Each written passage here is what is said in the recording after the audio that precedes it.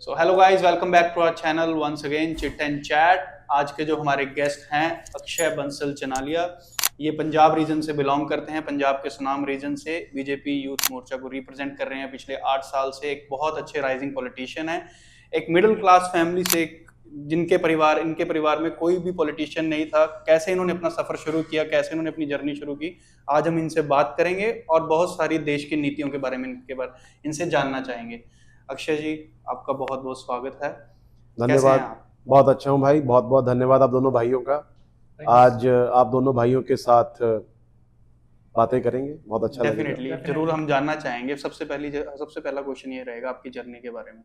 कैसे आपने, जैसे हमने देखा था आपके प्रोफाइल पे कि आपने एबीवीपी से शुरुआत करी थी, आपको कैसे आया कि मुझे सिर्फ पॉलिटिक्स में ही जाना? बहुत कम यूथ के लोग जो है यूथ पॉलिटिक्स ज्वाइन करना चाहता है। देखिए, मेरे अंदर पहले दिन से ही था कि मेरे को नेता बनना है और देश के लिए कुछ करना है। मेरे साथ के लोगों के अंदर पहले दिन से, जब वो पढ़ाई करते थे, ड्रीम था कि हमें बिजनेस करना है, जॉब करनी है। लेकिन मैं एक बिजनेस फैमिली से आता हूं, तो बिजनेस तो हमारे घर में पहले से ही था। बिल्कुल। लेकिन मेरे अंदर एक ऐसा था कि दुनिया के अंदर करोड़ों लोग आते हैं और बिना कुछ करे चले जाते हैं। बिल्कुल।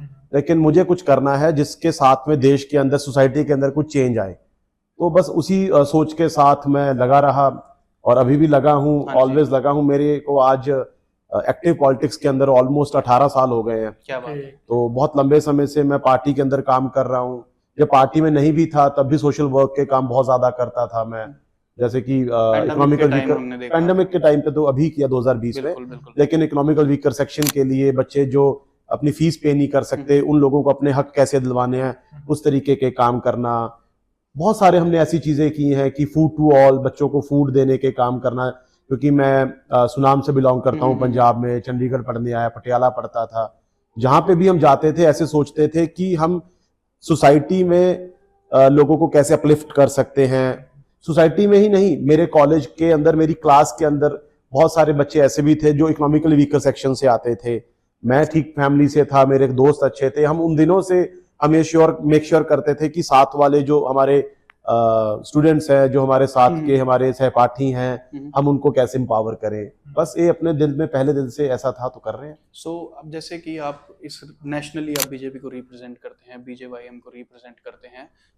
आप भी यूथ हैं एक, तो मैं एक यूथ का आपसे क्वेश्चन पूछना चाहूँगा कि जो हमारा इंडिया का यूथ है, वो पढ़ने के लिए भी बाहर जा रहा है, सेटल होने के लिए भी बाहर जा रहा है, कमाने के लिए भी बाहर जा रहा है। इस पे आपके क्या थॉट्स हैं कि इंडिया में इतनी स्टेबिलिटी क्यों नहीं है यूथ के लिए? क्यों नहीं यहाँ पे रोजगार है? नहीं, देखिए, मैं देश के बाहर जब तक मैं नहीं गया था तब तक मेरे को ज्यादा ध्यान नहीं था। मैं भी आप ही की तरह सोचता था कि सारा देश ही बाहर जा रहा है, लेकिन ये गलत बात है। बहुत कम ऐसे मतलब प्रदेश हैं, स्टेट हैं जहां से लोग बाहर जाते हैं। क्योंकि हम पंजाब से, आप और मैं पंजाब से बिलोंग करते हैं, तो हम पंजाब को देखते हैं हर जगह पे। लेकिन पूरा देश पंजाब थोड़ी है। पंजाब, मेजॉरिटी पंजाब, मैं या कह दूंगा गुजरात, और ऐसे दो ही प्रदेश हैं जो मैक्सिमम बाहर गए। हमारे लोग, पहले हमारी सरकारें बहुत पंजाब की ठीक नहीं रही। आज आप देख लीजिए, हमारे पंजाब के अंदर जो आम आदमी पार्टी की 2022 में जब आई, तो उन्होंने कहा था कि हम नशा खत्म कर देंगे, 1 महीने के अंदर नशा खत्म कर देंगे। आज 3.5 साल हो गए, क्या नशा खत्म हुआ?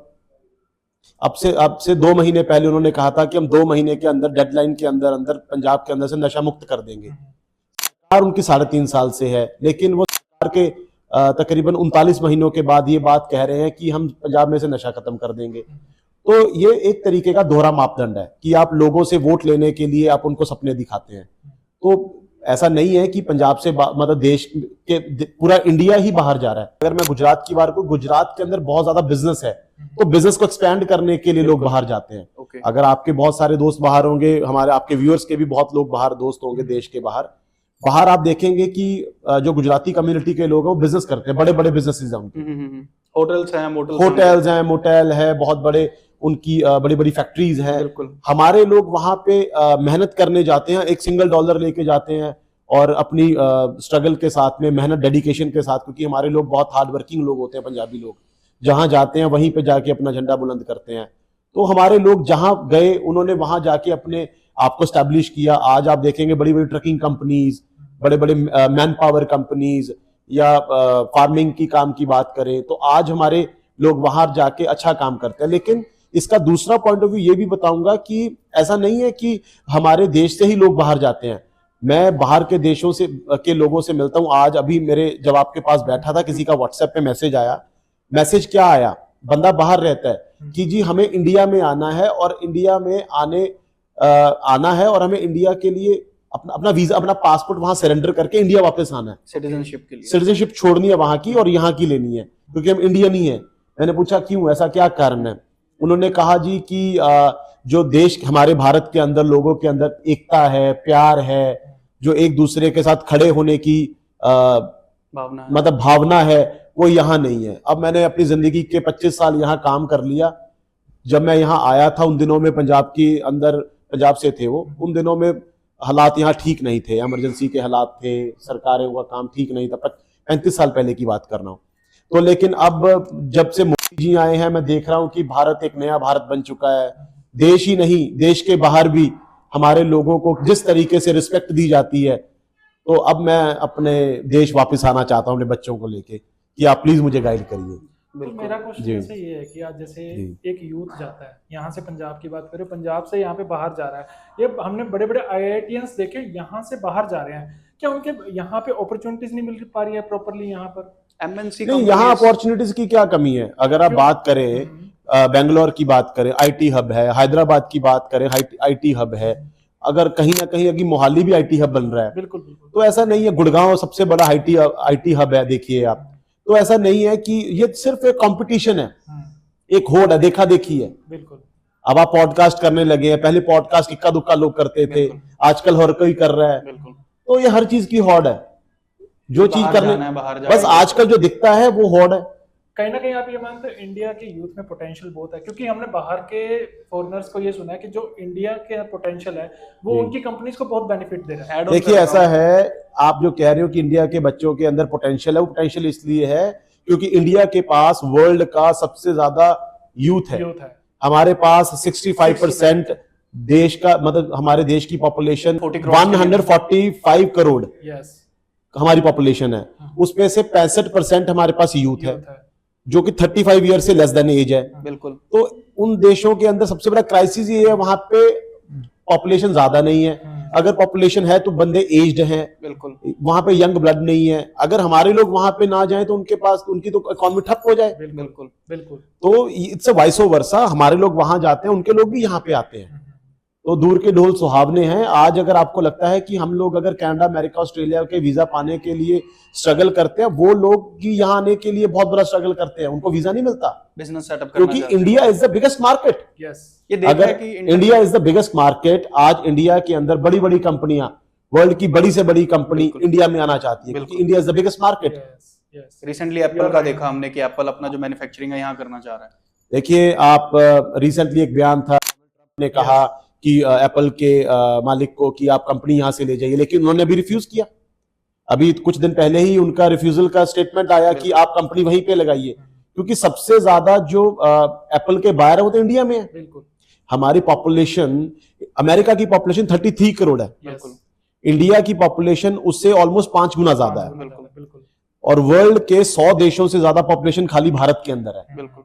और हमारा देश एक ऐसा खुशहाल देश है, यहाँ पे कोई भूखा नहीं सोता। जो 200 रुपए दिन के कमाता है वो भी भूखा नहीं सोता, जो 2 लाख कमाता है उससे तो भूखा सोना ही क्या है। तो आप देखिए, ये हमारे देश की डाइवर्सिफिकेशन है कि यहाँ पे एकता में ही अनेकता है।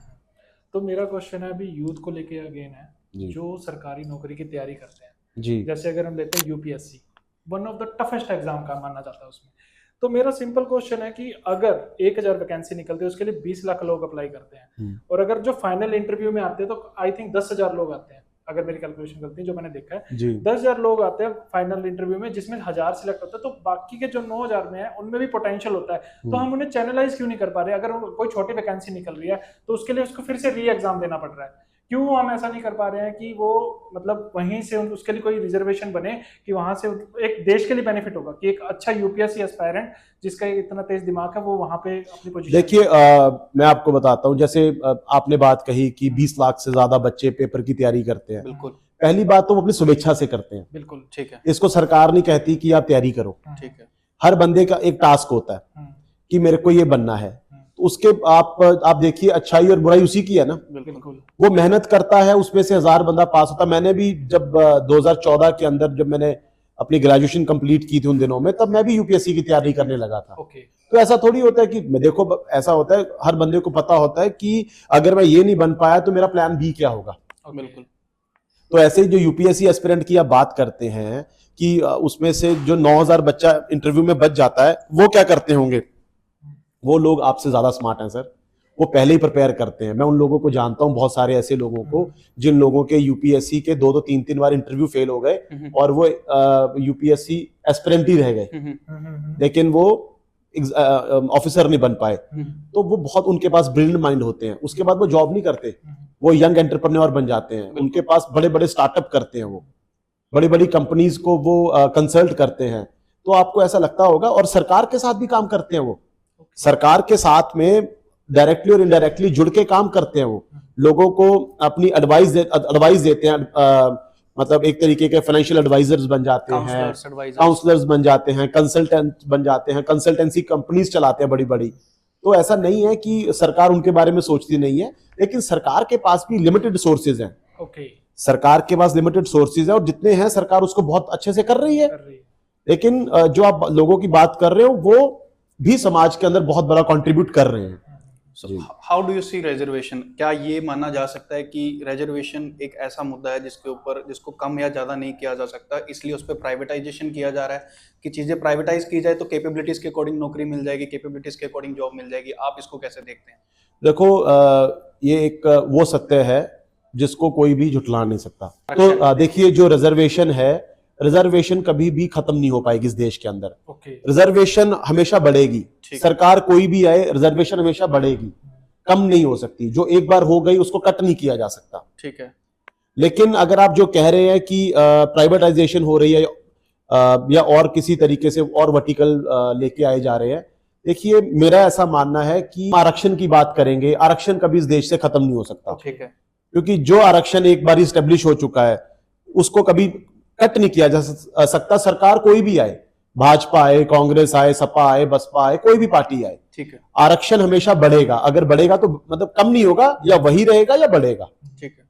लेकिन मैं इसको ये मानता हूं कि क्रीमी लेयर लेके आना चाहिए, क्योंकि जो आरक्षण में जिस बंदे ने एक बार आरक्षण लिया और उसने अपनी लाइफ को बेटर किया, अच्छी जॉब ली, अच्छी सहूलतें ली और अपने बच्चे को पढ़ाया, और जनरेशनल चेंज होता है ना, हर 25 साल के बाद एक जनरेशनल चेंज होता है, हम देखते हैं पीढ़ी चेंज हो जाती है। तो उसके हिसाब से अब मान लीजिए मैं सरकारी स्कूल में पढ़ा, मैंने मेहनत की, मैंने अपने बच्चे को बहुत अच्छे कॉन्वेंट स्कूल में पढ़ाया, तो मैं गरीब था ना, मेरा बच्चा थोड़ी गरीब है। तो उसके आधार के ऊपर आने वाले समय के अंदर चयन होना चाहिए किसी भी सेगमेंट के अंदर। तो मुझे ऐसा लगता है कि ये कहीं ना कहीं गलत भी नहीं है। इस बात से जो लाभ लेते हैं वो भी इस बात से सहमत होंगे कि हमने अगर किसी समय हमने, हमारे को जरूरत थी और हमने बेनिफिट लिया, तो आज हमें जरूरत नहीं है, आज हमें औरों को देना चाहिए और लोगों को अपलिफ्ट करना चाहिए। जो लोग अभी इकोनॉमिकल वीकर सेक्शन है, जिनके पास उतनी ज्यादा रिसोर्सेज नहीं है अपने पढ़ाई के लिए, बच्चों को पढ़ाने के लिए, एलपीजी सिलेंडर की सब्सिडी टू ऑल कर दी। ठीक है, एक बार सबको एलपीजी की सब्सिडी दे दी थी। ठीक है। लेकिन देश के करोड़ों लोगों ने अपनी सब्सिडी छोड़ी कि हमारे को जरूरत नहीं है, जिसको जरूरत है उनको मिलनी चाहिए। ठीक है। ये अच्छी बात है ना, बहुत अच्छी बात है। तो देश के अंदर देखो, नैरेटिव एक दिन में चेंज नहीं होता। आज हमारे देश के प्रधानमंत्री जब 2014 के अंदर सरकार बनाई, उसके बाद में एक नारा दिया स्वच्छता अभियान का कि हमने अपने देश को साफ सुथरा रखना है।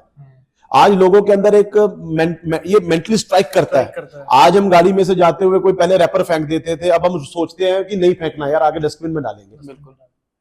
तो ये धीरे धीरे मानसिकता चेंज होती है। और सेम विद दिस आरक्षण thing.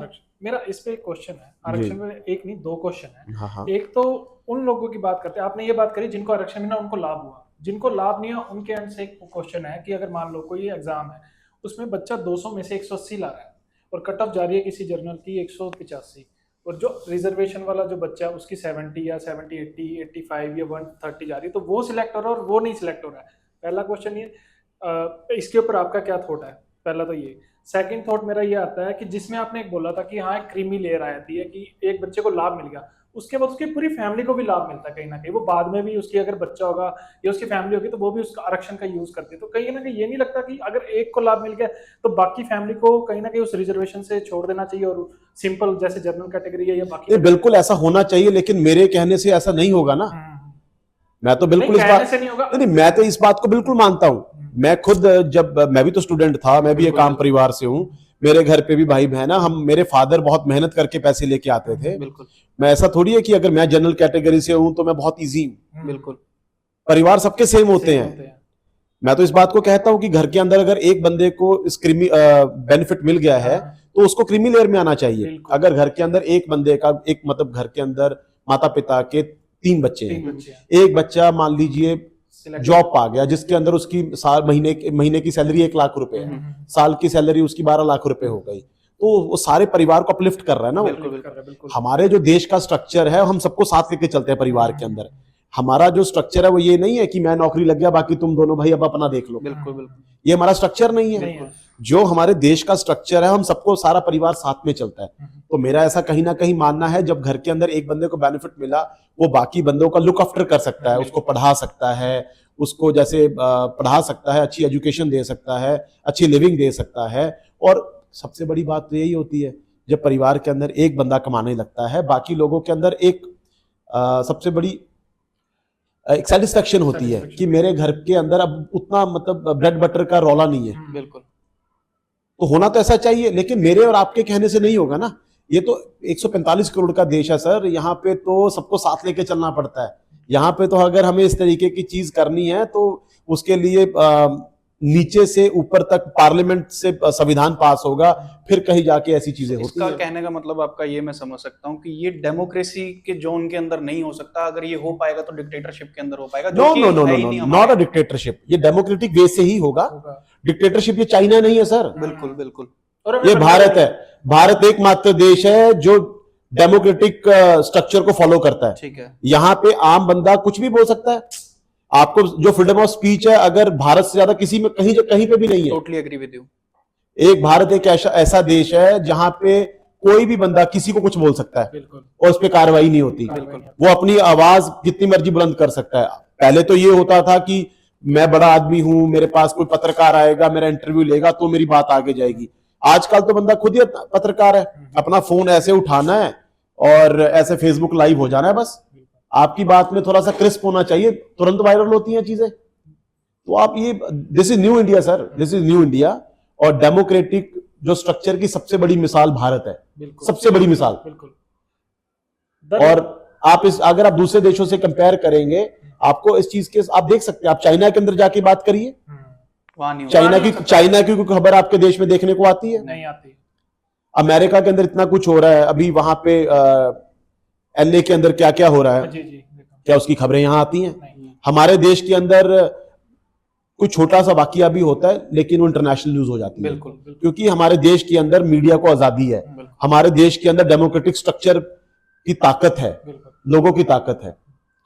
The reason behind is कि हमने ये क्यों पूछा, क्योंकि ये कहीं भी बात नहीं होती। अगर शुरुआत करते हैं, अगर आगे लोगों तक पहुंचती है, सरकार तक पहुंचती है तो कहीं ना कहीं बेनिफिट होगा आगे जाके आरक्षण के लिए।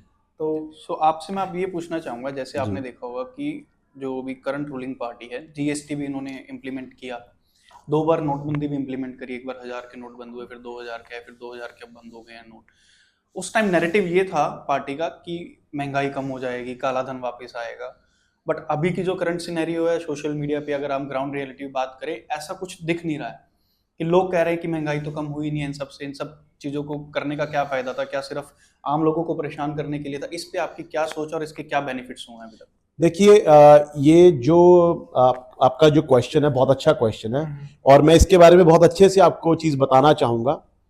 हमारे जो देश की इकॉनमी है, हमारे देश की अर्थव्यवस्था है, वो तेल पे खड़ी है।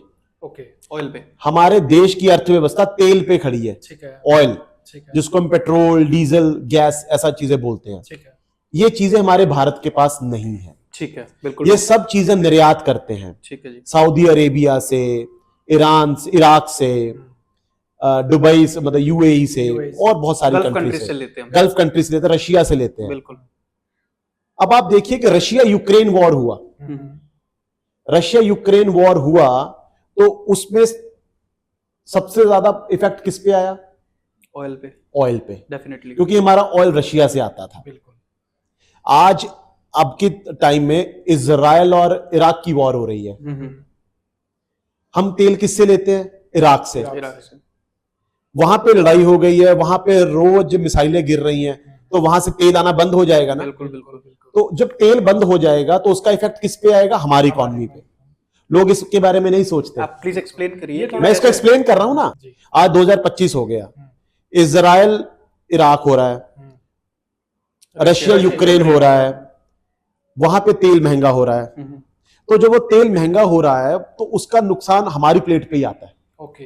फॉर एग्जाम्पल, आज हमें अपने घर पे सेब लेके आना है, एप्पल लेके आना है। एप्पल ऐसा तो है नहीं कि दिल्ली में पैदा होता है या लखनऊ में पैदा होता है, वो तो हिमाचल में पैदा होगा ना। हिमाचल में या फिर जम्मू कश्मीर में जहां पे बर्फ पड़ती है वहीं पैदा होगा। अब आप वहीं से देखिए, वहां से फल टूटा, फल टूटने के बाद में वो ट्रक से ही नीचे आएगा। ट्रक किस पे चलता है? तेल पे। तेल हो गया महंगा। पहले जब हमारे विपक्ष ये बात बोलता है कि जब हमने सरकार छोड़ी थी तब तेल इतना था, आज इतना हो गया।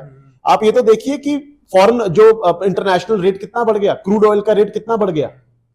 जहां से तेल आता है वहां से तेल ही महंगा आ रहा है। जब तेल महंगा आ रहा है उसी से सारी चीजें जुड़ी हुई है। समझ रहे हैं मेरी बात? चाह रहे हैं कि जो ट्रांसपोर्टेशन के ऊपर डिपेंड करता है कि ट्रांसपोर्टेशन तो करता ही है, दूसरी कंट्री, पूरा वर्ल्ड जो है सर वो ट्रांसपोर्टेशन पे खड़ा है। बिल्कुल ठीक है, चाहे वो ट्रक का ट्रांसपोर्टेशन है, चाहे वो कार्गो सर्विसेज है, वो सब ट्रांसपोर्टेशन पे खड़ा। लेकिन वो ट्रांसपोर्टेशन को चलाता तो ईंधन है ना। बिल्कुल। ईंधन हो गया महंगा क्योंकि because of war, because of so many things, चीजें महंगी हो गई। और आपको ये बताना चाहूंगा, जो सबसे बड़ा जो लेन देन होता है ना वो ऑयल बॉन्ड्स के साथ में होता है। बिल्कुल।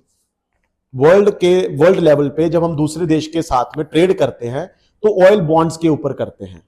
जब 2014 में बीजेपी पार्टी सत्ता में आई तो कांग्रेस पार्टी हमें भारी भरकम लोन दे गई ऑयल बॉन्ड्स के नाम पे। ठीक है, भारी भरकम, ठीक है, कई ट्रिलियन डॉलर का हमें कर्जा दे गई। इसके बारे में कोई बात करता है? नहीं। भारतीय जनता पार्टी एक इकलौती पार्टी है जिन्होंने अभी तक 80% से ज्यादा अपना लोन क्लियर किया ऑयल बॉन्ड्स का। और हमने भारतीय जनता पार्टी एक ऐसी पार्टी है जिसने अपना ऑयल रिजर्व को बहुत ज्यादा बढ़ाया। इंडिया में अदर कंट्रीज हमने बाय किया, यहां पे हमारे पास ऑयल रिजर्व बहुत बड़ा है। अगर आप देखो आज की तारीख में गूगल एक सबसे आसान तरीका है मेरी बात को चेक करने का।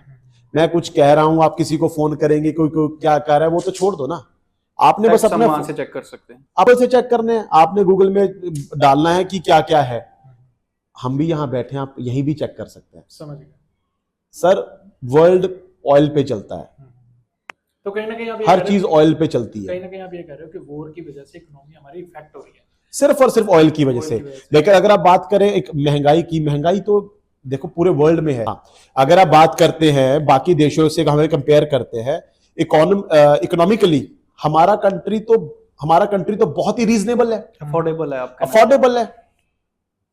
हमारी कंट्री के बीच में आप क्या सोचते हैं कि पहले सिलेंडर फॉर एग्जांपल 450 का था, अभी 800 का हो गया। ठीक, पहले तेल हमारा 70 रुपए का था, अभी 85 रुपए का हो गया।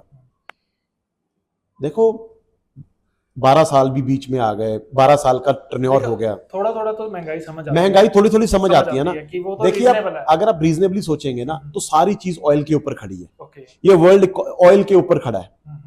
आज अमेरिका कनाडा को क्यों अपने साथ में मिलाना चाहता है? ऑयल ही तो है। बिल्कुल, उनके पास ऑयल का मतलब भरमार है, कनाडा के पास में, अमेरिका के पास भी है, लेकिन कनाडा के पास भी बहुत बड़ा रिसोर्सेज है। कनाडा की जो लैंड है वो इंडिया से 6 गुना बड़ी है। पॉपुलेशन सिर्फ पंजाब जितनी है। बिल्कुल, 2 करोड़ 70 लाख की पॉपुलेशन है पूरे कनाडा की। बिल्कुल, और ऑयल रिसोर्सेज उनके पास में बहुत ज्यादा है, बहुत ज्यादा है। मैं गया हूं उस एरिया में, एडमिंटन, कैलगरी की तरफ, मैं काफी जगहों पे देख के आया हूं। तो वहां पे हम अगर कंपेयर करते हैं ना दूसरे देशों के साथ में, तो हमें सोचना चाहिए कि हमारे पास नेचुरल रिसोर्सेज में क्या है और उन देशों के पास क्या है। हमारी जो डिपेंडेंसी है वो दूसरे देश के ऊपर ज्यादा है। अगर आप जैसे भी आपने बोला कि ऑयल रिजर्व अब हमारी गवर्नमेंट कर रही है, हमारी करंट पार्टी जो है ऑयल रिजर्व कर रही है, सो क्या इसका हम बेनिफिट इन फ्यूचर में देख सकते हैं कि इससे लोगों को सहूलियत मिलेगी, राहत मिलेगी, थोड़ी सी महंगाई में स्टेबिलिटी आएगी? सर आप तो अभी भी देश दुनिया के हिसाब से अगर आप देखेंगे तो इंडिया में अभी सब कुछ सस्ता ही है। इंडिया अभी भी सबसे सस्ता देश है, मतलब in terms of your pocket friendly thing. आप देश से बाहर कहीं भी जाइए, इस बात से आपके लाखों करोड़ों जो दर्शक हैं इस बात से सहमत होंगे जो बाहर रहते हैं। आज इंडिया के अंदर आप अगर पूरा परिवार बाहर खाने के लिए जाते हैं तो बहुत अच्छे लग्जरी रेस्टोरेंट में भी जाते हैं तो 2-3 हजार रुपए में बहुत अच्छा आप डिनर लंच करके आते हो। अगर आप बाहर फैमिली के साथ जाते हैं तो बाहर मतलब देखो ऐसा लोग वहां डॉलर में कमाते हैं तो डॉलर में खर्चते हैं, लेकिन अगर आप टूरिस्टिक थिंग में देखेंगे बाहर का बंदा अगर यहाँ आता है तो मान लीजिए अगर बहुत बाहर अच्छे से ट्रैवल कर जाता है, बहुत कम पैसों में, बहुत कम पैसों में ट्रेवल कर जाता है। फॉरेनर्स के लिए इंडिया सबसे बेस्ट लोकेशन है ट्रेवल करने, वो सबसे बेस्ट यहाँ आते हैं घूमने के लिए। टूरिज्म के मामले में तो इंडिया क्यों आते हैं वो यहाँ पे? क्योंकि इंडिया के अंदर सर समंदर भी है, पहाड़ भी है, रेगिस्तान भी है, सब कुछ तो है यहाँ पे। एक देश के अंदर अनेक चीजें मिल जाती हैं आपको, बंदे ने यहाँ लैंड करना है उसके बाद में सब कुछ सस्ता है। इकोनॉमिकल फ्रेंडली हमारा देश तो बहुत फ्रेंडली है। और हमारे देश के अंदर तो आप देखेंगे अगर पर कैपिटल इनकम देखेंगे तो डे बाय डे बढ़ रही है, अच्छी हो रही है। अगर आप पूरे देश के अंदर रिसेशन, पूरे वर्ल्ड के अंदर रिसेशन आया, लेकिन भारत ऐसा देश है जहां अभी तक रिसेशन छू नहीं पाया। हमारे देश के अंदर अगर आपने कहा नोटबंदी हुई, हमारे देश के अंदर अगर आपने कहा जीएसटी आया, तो इस चीज का हम लोगों को फायदा हुआ। पहले काला धन जो था, बड़े बड़े जो परिवार थे वो यहां से पैसा लेके बाहर भाग जाते थे। तो हम आगे आने वाले 10 से 15 साल कैसे देखते हैं अपने आप को? इंडिया अपने आप को 10 से आगे आने वाले 10 से 15 साल कैसे देखता है? देखिए हम वर्ल्ड पावर बनने की राह पे हैं और वर्ल्ड पावर बन के रहेंगे। श्योर, वो तो ये 10 और 15 साल की प्रेडिक्शन ये है। ओके, हम वर्ल्ड पावर बनने की राह पे हैं और बन के रहेंगे, और बनेंगे सिर्फ और सिर्फ अपने यूथ के सिर पे। हमारे जो देश का यूथ है वो हमारी सबसे बड़ी स्ट्रेंथ है, इस बात को आप जान लीजिए। हमारे देश के अंदर अगर आप एजुकेशन लिटरेसी की बात करेंगे, हमारे देश के अंदर जो लोग हैं वो अब वो देश नहीं रहा। भारत एक वो दबा कुचला देश नहीं रहा। भारत अभी किसी राजा लंदन से नहीं चलता, भारत अब दिल्ली से चलता है, भारत अब लोगों से चलता है, और जहां भारत चलता है वही दुनिया चलती है। जी, मेरा एक क्वेश्चन है, आपने एजुकेशन की बात करी, what do you think about education sector? क्योंकि मुझे लगता है वो एक अर्थव्यवस्था की, इंडिया की रीढ़ की हड्डी है एजुकेशन। जी, अगर एक बच्चा एक अच्छा पढ़ के जाएगा तो आई थिंक यूथ अच्छा जाएगा, आगे यूथ अच्छा निकलेगा, आगे एक अच्छी तरक्की की तरफ जाएगा। तो डू यू थिंक कि एजुकेशन सेक्टर में हमें हमारे बदलाव होने चाहिए? देखिए मैंने पहले भी एक इंटरव्यू में कहा था कि एजुकेशन सेक्टर में बहुत सारे चेंजेस हो गए हैं। हमारे मोदी जी ने देश के अंदर न्यू एजुकेशन पॉलिसी इंट्रोड्यूस कर दी है। उसके अंदर हमारे देश के जो बच्चे हैं वो पढ़ाई कर रहे हैं बहुत अच्छे से। पहले हमारे बच्चों के अंदर करियर काउंसलिंग नहीं होती थी, बच्चों को पता नहीं होता था करना क्या है। अब हर बच्चों को बताया जाता है कि आप उसके साथ बैठा जाता है, उसकी काउंसलिंग की जाती है, जिस तरफ उसका इंटरेस्ट होता है उस तरफ उसको आगे बढ़ाया जाता है। ये तो हमने भी देखा। अब जैसे अभी कोई भी ओलंपिक्स होते हैं, वहां से कोई गोल्ड मेडलिस्ट आता है, कोई जैसे भी चेस का हो, तो जी मिलते हैं उनसे, जी करंट जो लीडर हैं मिलते हैं उनसे, उनको पुश करते हैं। पहले नहीं देखने को मिलता था, अब ऐसा है कि गवर्नमेंट का साथ है उनको। तो इस बात से तो मैं आपकी बहुत ज्यादा सहमत हूँ। देखिए ये हमारा नया भारत है, और ये पहले जो देश के अंदर एक वीआईपी कल्चर था उसको खत्म करने का काम मोदी जी ने किया। हम आप देखिए ना कि आज हमारे देश के अंदर कोई भी सेक्टर उठा लीजिए, जो बंदा अच्छा करता है सीधा उसको देश के प्रधानमंत्री घर पे बुला के चाय पिलाते हैं। क्या पहले ऐसा होता था? नहीं।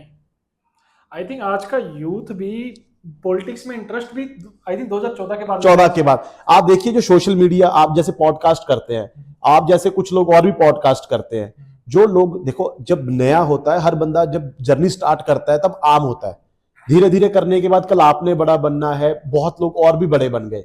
उन लोगों को मोदी जी बुला के घर पे चाय पिलाते हैं। क्यों आप बहुत अच्छा कर रहे हो और अच्छा करो। अभी इनका कंटेंट क्रिएटर का मीट हुआ था दिल्ली के अंदर। जितने हमारे देश के अंदर यंग स्टार्टअप करते हैं लोग, उनकी मीट हुई थी, पत्रकारों की मीट होती है, सबको ओलंपिक वालों की हुई थी, सबको घर पे बुलाया जाता है।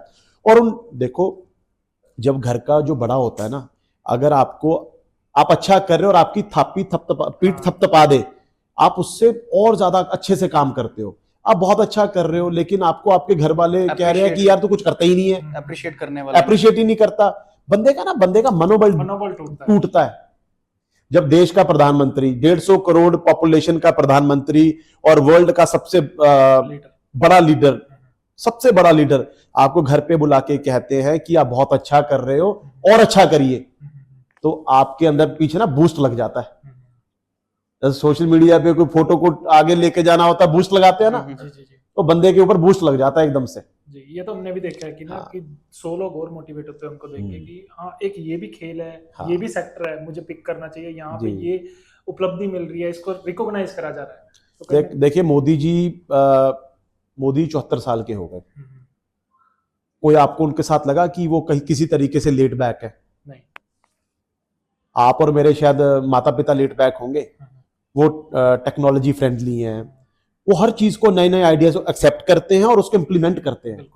और आप और मेरे जैसे यंगस्टर्स को अपनी टीम में लेके आते हैं कि आप मुझे बताओ कि अब देश का युवा क्या चाहता है। इनोवेटिव तरीके से इनोवेट करते हैं और ऐसी योजनाएं बनाते हैं कि मतलब 12 साल का बच्चे का फायदा हो और 52 साल के बंदे का भी फायदा हो, सबको साथ लेके चलते हैं। नेक्स्ट क्वेश्चन हमारा ये है कि वन नेशन वन वोट पर आपकी क्या सोच है? देखो, वन नेशन वन इलेक्शन ये नीड ऑफ द आवर है, क्योंकि जब से देश आजाद हुआ है हम तो इसी चक्कर में फंसे हुए हैं। हर 6 महीने बाद के बाद देश के अंदर कहीं ना कहीं चुनाव है। बिल्कुल। आज पंजाब का खत्म हुआ, कल आंध्रा का चुनाव आ गया, आंध्रा का खत्म हुआ, फिर तेलंगाना का आ गया। इसके बीच में हमारी पूरी गवर्नमेंट की मशीनरी बिजी रहती है। फाइनेंस भी इसमें इफेक्ट होता है। हमारे देश की मशीनरी, हमारे देश के जो ऑफिसर्स हैं वो सारा साल इन्हीं चक्रों में लगे रहते हैं। आज मान लीजिए महाराष्ट्र के अंदर इलेक्शन है, तो खाली महाराष्ट्र के लोग थोड़ी इलेक्शन कराएंगे, पूरे देश से जो बड़े बड़े ऑफिसर्स हैं वहां जाते हैं। यहाँ पे भी इफेक्ट होता है, यहाँ पे भी जो गवर्नमेंट मशीनरी इफेक्ट होती है। आप और हम जैसे लोगों की जो फाइलें होती हैं, जब उनके पास जाते हैं 3-3, 4-4 महीने पड़ी रहती हैं। बिल्कुल। सिर्फ आगे बढ़ने के लिए, काम पता नहीं कब होगा। उनको आने जाने का खर्चा, दुनिया भर का हमारे देश का जो अरबों रुपया इसी काम में लगाया जाता, खर्च होता रहता है। कभी हमारे विधानसभा के चुनाव, कभी हमारे पंचायत के चुनाव, कभी हमारे लोकसभा के चुनाव, हम ऑलवेज किसी ना किसी इलेक्शन के बीच में रहते हैं। मैं पॉलिटिकल पार्टी से संबंध करता हूं, हम भी हमेशा भागे रहते हैं। हाँ जी। मैं नेशनल पॉलिटिक्स के अंदर काम कर रहा हूं, भारतीय जनता पार्टी के अंदर, तो कभी मेरी ड्यूटी मध्य प्रदेश लग जाती है, कभी आंध्र प्रदेश लग जाती है, कभी तेलंगाना लग जाती है। पार्टी के काम से हम लोगों को भी थोड़ा सा सांस मिलेगी जी, और आम जनता को भी इसका बहुत फायदा मिलेगा, फाइनेंशियल बहुत ज्यादा फायदा मिलेगा, और इससे हमारे देश के अंदर अर्थव्यवस्था को भी लाभ मिलेगा, हमारे पैसे बचेंगे और बेटर जो हम कहते हैं कि गवर्नेंस बहुत बेटर होगी। जब ऊपर और नीचे सरकार बन जाएगी तो उसके बाद बेटर कोऑर्डिनेशन होके काम होगा ना। आप कैसे देखते हैं, अभी जैसे हम भी पंजाब में बैठे हैं, सेंटर अलग है, स्टेट अलग है, जब वन नेशन वन वोट आएगा आपको लगता है कि सिचुएशन बेटर हो जाएगी? डेफिनेटली बेटर होगी सर। आप एक चीज देखिए, आज देश के लिए पिछले 11 साल से देश के लिए लोगों ने एक ही मन बनाया है कि देश को चलाएगा तो मोदी, लेकिन प्रदेश को चला रहा है कोई और। लेकिन जब पता होगा कि देश में मोदी और प्रदेश में मोदी, जब डबल इंजन की सरकार चलेगी तो आपके स्टेट के अंदर ग्रोथ 10 गुना ज्यादा बढ़ जाएगी, 100 गुना ज्यादा बढ़ जाएगी। कहीं ना कहीं क्योंकि वहां से सेंटर कोई ना कोई स्कीम बनाता है, नीचे प्रदेश जो सरकार है वो अपने बेनिफिट्स के लिए उसको इंप्लीमेंट नहीं होने देती। बिल्कुल, कि अगर हमने ये इंप्लीमेंट कर दी, अगर लोगों को इससे बेनिफिट मिल गया तो लोग कहेंगे भाई बीजेपी पार्टी तो बहुत अच्छा कर रही है। वोट्स पे फर्क पड़ेगा? देखो, वोट पे फर्क पड़े ना पड़े, लेकिन जनरेशनल गैप आएगा। जो जनरेशंस हमारी जिस चीज को होने के लिए सालों साल लगते हैं, जनरेशन गैप से मतलब ये है वो गैप दूर होगा, हमारा चीजें बेनिफिट हमारे पास जल्दी आएंगे और हमारा देश बहुत तेजी से रफ्तार पकड़ेगा। जो पॉलिसीज हैं जल्दी इंप्लीमेंट होंगी और उनके रिजल्ट्स बेटर आएंगे, बहुत ज्यादा बेटर आएंगे, और इस चीज को कोई रोक नहीं सकता और होके रहेगा ये। और एक चीज मैं इस नजरिए से भी देखता हूँ कि जो काम एक तीर से हो सकता है उसके लिए 100 तीर भी नहीं चलाने चाहिए। बिल्कुल। और सेकंड चीज, अगर एक नेशन एक वोट होगा तब क्या होगा, कंपैरिजन होगा स्टेट वर्सेस स्टेट, कि इस स्टेट में ये काम हो रहा है और इस स्टेट में ये काम हो रहा है। अभी क्या हो रहा है कि अगर मान लो पंजाब के वोटर तो सिर्फ पंजाब को देखा जा रहा है, पंजाब की कमियां। सर आपको मैं बताता हूँ, चंद्रबाबू नायडू, हाँ जी, चंद्रबाबू नायडू हमारी पार्टी के अलायंस पार्टनर है, भारतीय जनता पार्टी जी। लेकिन आप उनको देखिए कि वो कितने इनोवेटिव नेता हैं।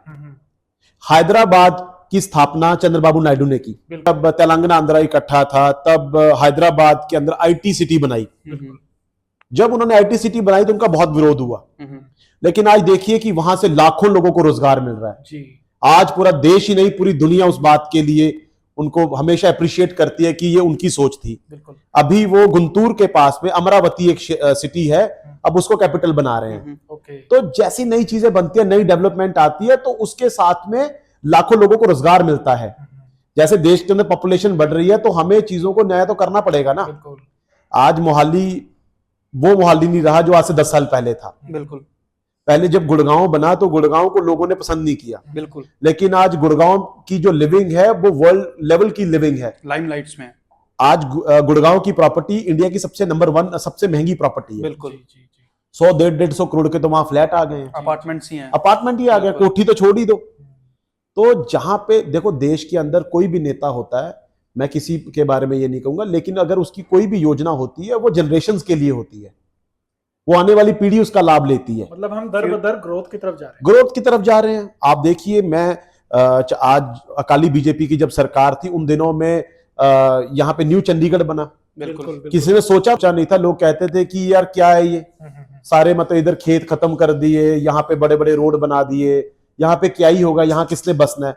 आज देखिए कि इंडिया का सबसे बड़ा कैंसर हॉस्पिटल न्यू चंडीगढ़ के बीच में है, टाटा का बहुत बड़ा प्रोजेक्ट वहां पे न्यू चंडीगढ़ में आ रहा है, आईटी हब न्यू चंडीगढ़ बन रहा है, लाखों लोगों को रोजगार मिल रहा है। अगर आज प्रॉपर्टी की बात करें तो वहां न्यू चंडीगढ़ में लोग घर बनाने के लिए मतलब इतने ज्यादा मतलब उनकी इतनी ज्यादा इच्छा है कि बस मेरा यहां घर हो जाए।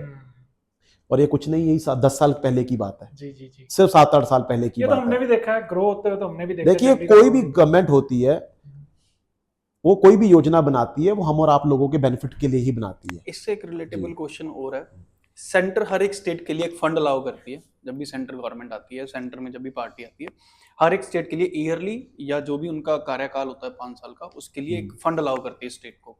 जैसे पंजाब को भी मिलता है, गुजरात को भी मिलता है 50,000 करोड़, 60,000 करोड़, 70,000 करोड़। स्टेट उसे कैसे यूटिलाइज करता है, कौन उसे ट्रैक करता है, और क्या क्या चीजें ध्यान में रखी जाती है एक स्टेट को जब फंड दिया जाता है कि स्टेट की ऐसे ग्रोथ होगी। देखिए, ऐसा है, हम और स्टेट के बारे में तो क्या बात करें, लेकिन मैं पंजाब की बात करूंगा। पंजाब सरकार का, कांग्रेस पार्टी तक का, पंजाब का जो कर्जा था वो 2,83,000 करोड़ था। ओके। 3.5 साल की आम आदमी पार्टी की सरकार ने, मतलब जब से पंजाब बना तब से पंजाब का जो कर्जा था वो 2,83,000 करोड़ था 2022 तक। ठीक है, ये मैं आंकड़े बता रहा हूं। ठीक है। 2022 से अभी 2025 मिड हुआ है, 3.5 साल में जो पंजाब का कर्जा है, जो पंजाब का कर्जा अब 3,83,000 करोड़ हो गया है। रीजन ऐसा क्यों? आम आदमी पार्टी, कुछ तो उन्होंने यूज नहीं किया, लूटा है। कैसे? पंजाब सरकार, आप देखिए ना, जब से पंजाब बना है, 40 साल से फॉर एग्जांपल बना है पंजाब, अब तक तो 2,83,000 करोड़ का कर्जा था। देखो क्या था, बेसिक जो कर्जा होता है वो पंजाब के डेवलपमेंट के लिए था ना। पंजाब में बड़ी बड़ी सरकारी इमारतें बनाना, सरकारी मशीनरी को चलाना, एजुकेशन, मेडिकल और ये सब, हर तरीके की, देखो सरकार का स्ट्रक्चर बनाने में खर्चा तो होता है ना। जी जी जी। वो तो 2,83,000, वो तो मेजर खर्चा तो पिछली सरकारें कर गई पंजाब को खड़ा करने के लिए। अब उन्होंने ऐसा क्या किया कि 3.5 साल के अंदर 1 लाख करोड़ का कर्जा लेना पड़ गया उनको। ऐसा क्या ही किया जी पंजाब में, लोगों को फ्री में बिजली देना, फ्री में लोगों को, फ्री में महिलाओं को ट्रेवल करवाना पूरे पंजाब के अंदर, क्या ये विकास है? विकास ये होता है कि आप कितनी फैक्ट्रियां यहां लेके आए, कितनी यहां एम्प्लॉयमेंट जनरेट की आपने, क्या इंफ्रास्ट्रक्चर खड़ा किया आपने। ऐसी कौन सी चीज है आपके पास, बताइए कि पंजाब के अंदर पिछले 3.5 साल में हुई है? बस एक ही चीज हुई है कि हमारे पंजाब का कर्जा 2,83,000 करोड़ से 3,83,000 करोड़ हो गया। अदर स्टेट्स में जैसे अगर उनको फंड मिलता तो उनको कैसे, उनको कौन, आप अगर कंपेयर करते हैं अदर स्टेट्स के साथ में, तो आप देखिए कि अदर स्टेट्स के अंदर डेवलपमेंट किस लेवल पे हो रही है।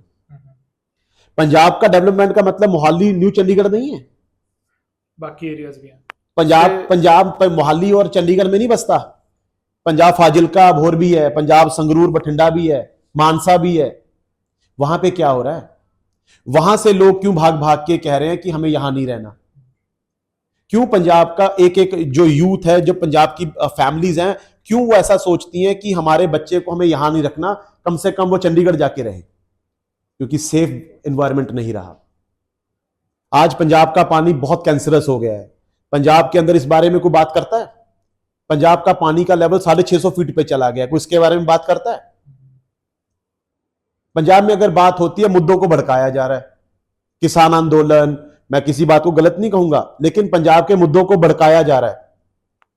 पंजाब के मुद्दे होने चाहिए एम्प्लॉयमेंट, पंजाब के मुद्दे होने चाहिए कि कैंसर वाला पानी इसको खत्म कैसे करना है। नशा, पंजाब के मुद्दे नशा है, ये पंजाब के मुद्दे तो ये है। लेकिन हमारी जो सरकारें हैं वो हम लोगों को कहीं और ही बिजी कर रही हैं। पहले कांग्रेस पार्टी ने 2017 से 22 ऐसे किया, अब 22 से 27 की सरकार आम आदमी पार्टी की, अभी वो ऐसा कर रही है। ये पंजाब के मुद्दे तो ये होने चाहिए ना। बिल्कुल। आप देखिए कि पंजाब के अंदर हमारे जो यूथ है, आज पंजाब के अंदर कैंसर की ट्रेन, बठिंडा से कैंसर पीड़ितों की ट्रेन चलती है जो महाराष्ट्र में जाती थी। अभी यहां न्यू चंडीगढ़ में भी कैंसर हॉस्पिटल बना है। ये कैंसर हॉस्पिटल बनाने की जरूरत क्यों पड़ रही है?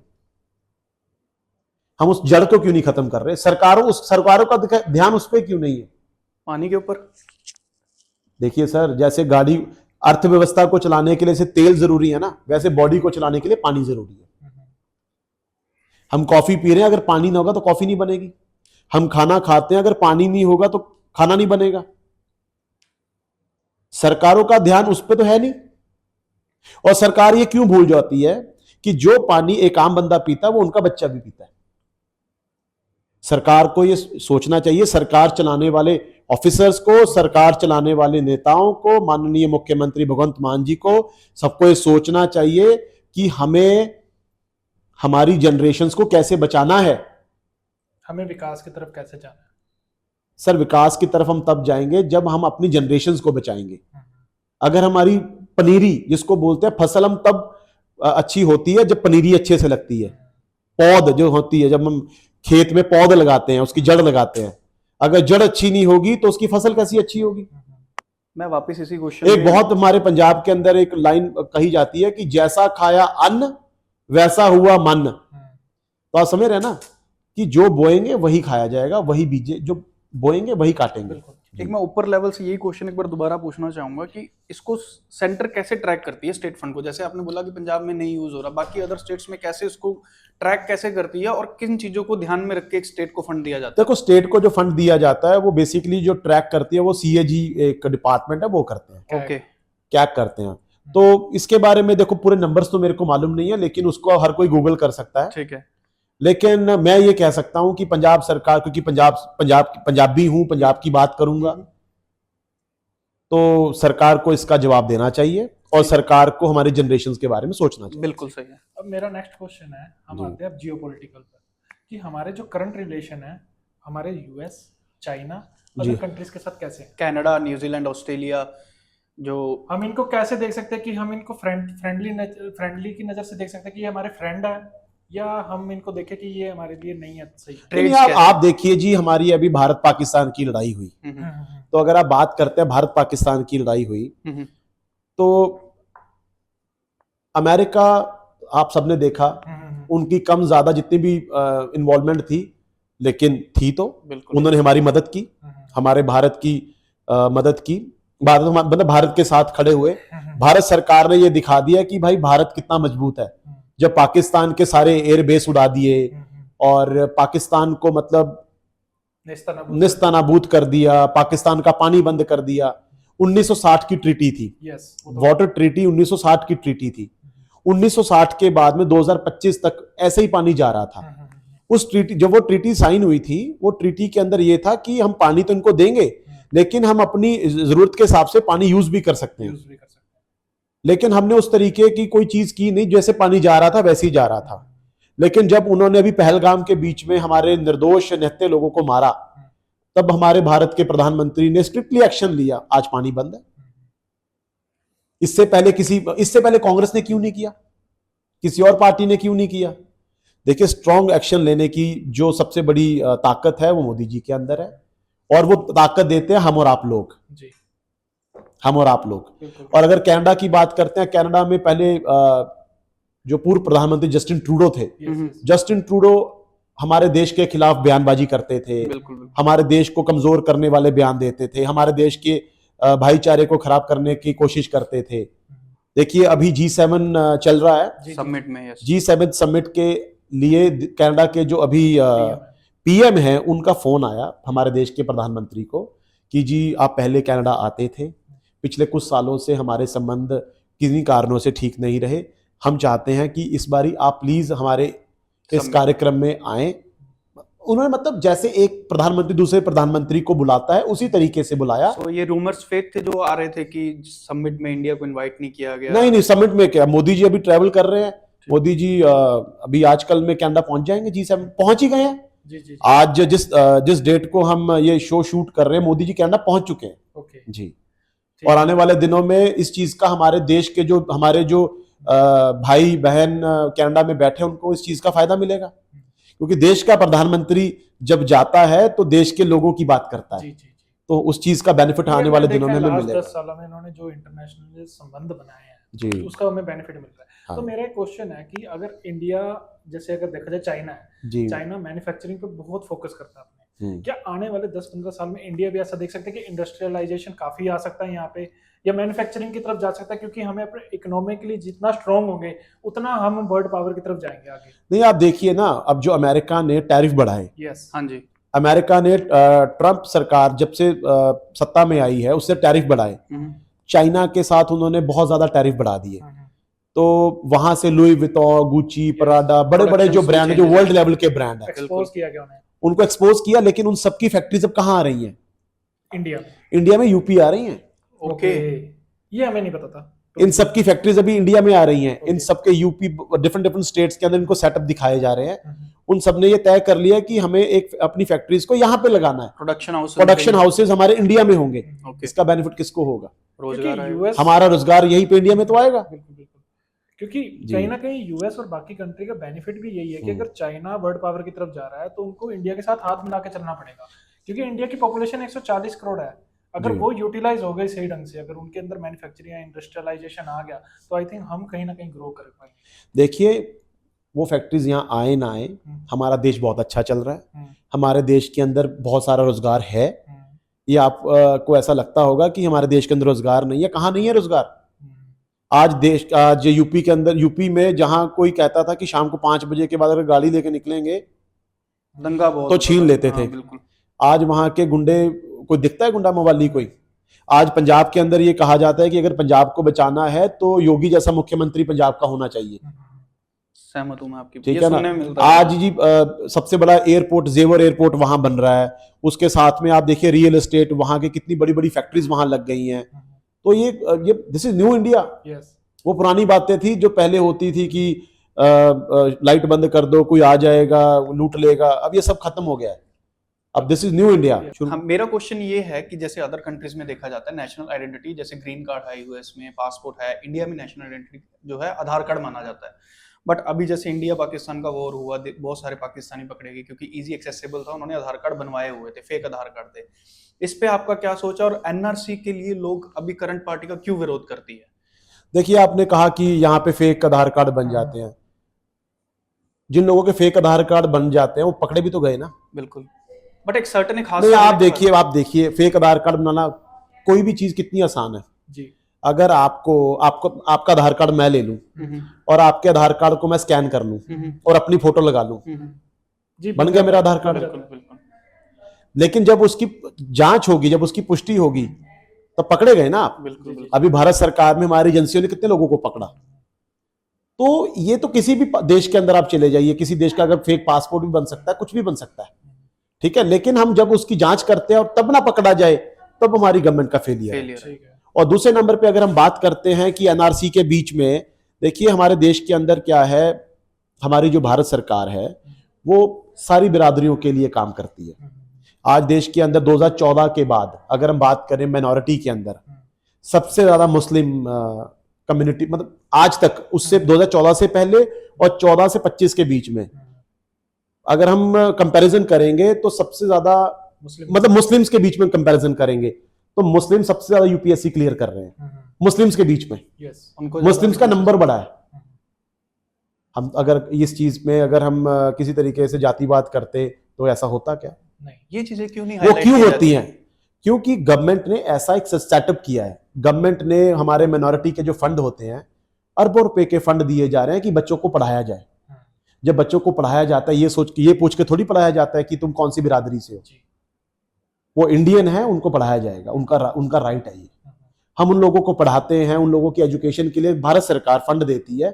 बच्चे पढ़ते हैं, जो कैपेबल होते हैं पेपर क्लियर करते हैं जी। आप देखिए कि हमारे देश के अंदर जो अहमदिया और डंडी बोहरा एक समाज आता है, मतलब मुस्लिम कम्युनिटी के अंदर, हम देश के बाहर कहीं भी जाते हैं, देश के बाहर मोदी जी कहीं भी जाते हैं, वो सब जगह पे मोदी जी के साथ खड़ते हैं जी। मोदी जी का स्वागत करते हैं। कहीं पे भी देख लीजिए आप। तो ऐसा नहीं है, ये सिर्फ और सिर्फ जो विपक्ष है, जो दूसरी अनदर पार्टीज हैं, वो इस तरीके का एक भ्रम फैलाती हैं कि माइनॉरिटी मोदी जी के साथ नहीं है। कहां नहीं है? आप मोदी जी के साथ माइनॉरिटी की बात करते हैं। मोदी जी ने करतारपुर कॉरिडोर खोला, मोदी जी ने अफगानिस्तान से जो हमारे गुरु ग्रंथ साहब की तीन ग्रंथ थे वहां पे, उनको सम्मानजनक पूरे सम्मान से, हमारे देश के कुछ मंत्री वहां गए, उनको पूरे सम्मान से पूरी अदब के साथ में हमारे देश में लेके आए। हमारे छोटे साहिबजादे, जिनको पूरी आज दुनिया देखती है, मैंने पहले भी बहुत जगह पे बोला है कि आज छोटे साहिबजादों के ऊपर हमने चिल्ड्रंस डे, जिसको हम बोलते हैं बाल दिवस, बनाया, उसका नाम बाल दिवस रख दिया। पहले चिल्ड्रंस डे था, उसका नाम एक अंग्रेजी का नाम था। तो ये सब अगर कोई कर रहा है, कौन कर रहा है? भारतीय जनता पार्टी ही कर रही है जी। और मतलब ये सिर्फ और सिर्फ लोगों को भ्रमित करने की बात है कि बीजेपी मिनोरिटी के साथ नहीं है, लेकिन एनआरसी के साथ में सब लोगों को साथ लेके चलने का काम ही भारतीय जनता पार्टी। आप ये कहना चाह रहे हैं कि फैक्ट्स अलग है और प्रोपोगेंडा अलग है? जो प्रोपोगेंडा ही है। अगर प्रोपोगेंडा के ऊपर आप जाएंगे, अधूरी जानकारी हमेशा गलत होती है। बिल्कुल। और सही जानकारी के साथ आप चलेंगे तो आपको ये समझ आएगा कि हमारी जो सरकारें हैं वो बहुत अच्छा काम कर रही है। तो मेरा एक क्वेश्चन है, जो हमारे अभी जो करंट पीएम है जी, उनका जो कार्यकाल है कहीं ना कहीं 75 इयर्स में वो कहते हैं कि पूरा होने वाला है। एक पार्टी तो का कल्चर है कि वो बीच में वो उनको रिटायरमेंट ले लेते हैं, या एक सर्टेन एज का एक कल्चर है बीजेपी में। तो आगे जैसे मेरा यही है कि अगर 75 इयर्स के बाद वो रिटायरमेंट ले लेते हैं, तो हम आपकी पार्टी से आगे एज एन पीएम फेस कौन सा देख सकते हैं? देखिए, हमारी पार्टी परिवार की पार्टी नहीं है, हमारी पार्टी पूरे देश की पार्टी है। अगर आप बात करेंगे कांग्रेस पार्टी में, सबको पता है कि कांग्रेस पार्टी का प्रधान आज तक गांधी परिवार से ही था। जी जी जी। अभी उनका इतना ज्यादा प्रेशर हो गया, उन्होंने खड़गे जी को बनाया, लेकिन सबको पता है खड़गे जी कौन से प्रेसिडेंट है। बिल्कुल बिल्कुल। ठीक है जी। अखिलेश यादव के परिवार से पहले मुलायम सिंह यादव थे, अभी अखिलेश यादव है। और ये बात तय है कि आज से 25 साल बाद भी वो अखिलेश यादव की फैमिली से ही उनका प्रेसिडेंट होगा। जी। लालू जी की पार्टी से आप देख लीजिए, पहले लालू यादव थे, अब तेजस्वी यादव है।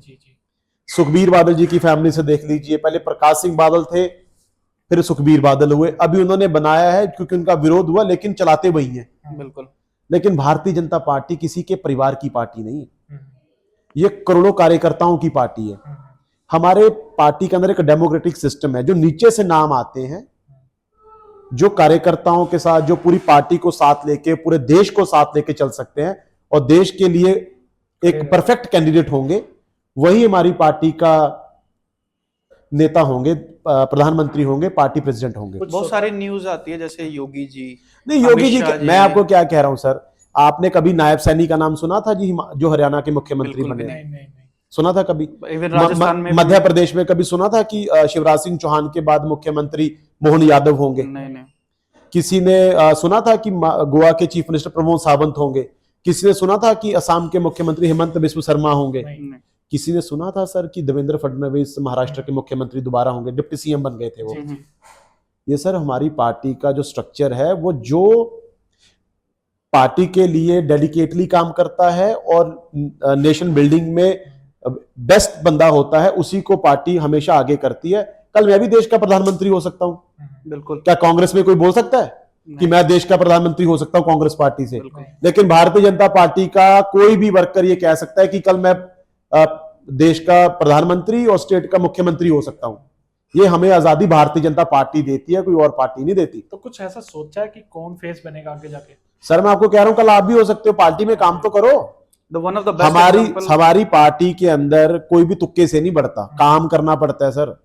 आप हार्ड वर्क करोगे तो आपको पार्टी मतलब आपको पार्टी रिवॉर्ड देती है। ये हमारी भारतीय जनता पार्टी के अंदर होता है।